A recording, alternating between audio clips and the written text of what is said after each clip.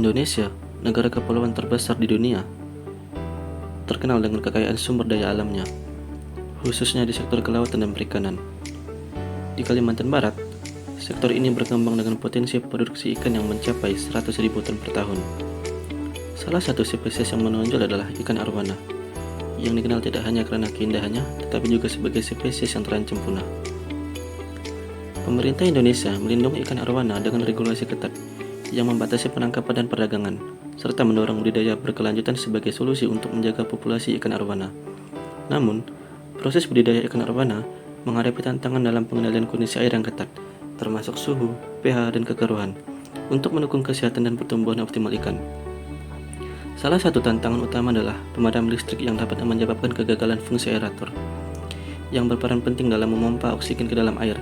Hal ini dapat berdampak buruk pada kualitas air dan kelangsungan hidup ikan arwana.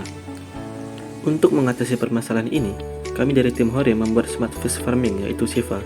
SIFA dirancang untuk mengoptimalkan kondisi lingkungan budidaya ikan arwana melalui penerapan teknologi Internet of Things dan energi hibrid guna meningkatkan survival rate ikan arwana. Smart Fish Farming adalah inovasi teknologi IoT dan energi hibrid untuk meningkatkan efisiensi dan produktivitas budidaya ikan hias, terutama ikan arwana. SIFA menawarkan solusi cerdas dalam mengoptimalkan lingkungan budidaya ikan melalui sistem pemantauan dan pengelolaan otomatis serta real-time. Manfaat yang diperoleh dari pembuatan SIFA adalah untuk meningkatkan efisiensi dan efektivitas dalam pemeliharaan ikan arwana melalui penerapan sistem SIFA. Kemudian menyediakan solusi teknologi yang inovatif untuk budidaya ikan hias lainnya, dengan memanfaatkan keunggulan IoT dan energi hibrid dalam pemantauan dan pengelolaan lingkungan budidaya secara otomatis dan real-time. Berikut rincian desain alat SIFA. Terdapat sebuah box control, yang dimana box control luar terdiri dari LCD, dari indikator PLN dan PLTS, tombol power dan tombol kuras. Kemudian box control dalam terdapat SCC, SSR, PCB controller, power supply dan relay. Lalu ada aerator yang digunakan untuk menyuplai oksigen, pompa kuras digunakan untuk membuang air dari akuarium yang kualitasnya menurun berdasarkan data sensor. Pompa isi digunakan untuk mengisi akuarium dengan air bersih dari tandon setelah proses kuras. Kemudian filter air digunakan untuk menyaring dan menyirkulasikan air. Kemudian tandon air digunakan untuk penampungan air bersih. Sensor digunakan untuk mengumpulkan data kualitas air secara real time, meliputi pH, suhu, dan kekeruhan. Kemudian panel surya digunakan untuk mengambil alih daya ketika terjadi pemadaman listrik. Lalu baterai digunakan untuk menyimpan daya dari panel surya. Cara kerja alat 1. Proses inisialisasi. Alat dimulai dengan tahap inisialisasi di mana sistem memeriksa ketersediaan sumber daya dari PLN. Jika tersedia, dari indikator PLN akan menyala, dan jika tidak, alat akan secara otomatis beralih ke sumber daya dari panel surya atau PLTS.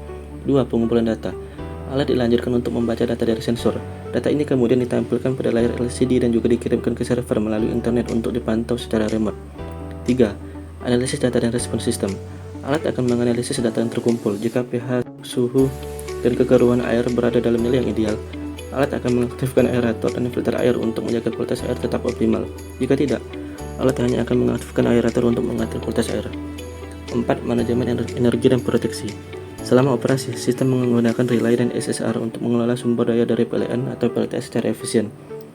Alat juga dilengkapi dengan proteksi cut-off pada baterai untuk menjaga pengosongan baterai di bawah 30% serta step-down converter untuk mengatur tegangan yang diterima oleh sistem. 5. Kontrol dan pemeliharaan. Sistem mengatur operasi pompa kuras dan pompa isi berdasarkan kondisi yang telah ditentukan. Setiap pompa akan beroperasi selama 3 menit sebelum dihentikan, dan kemudian alat akan mengevaluasi kebutuhan untuk melanjutkan pengisian atau pembersihan lebih lanjut. 6.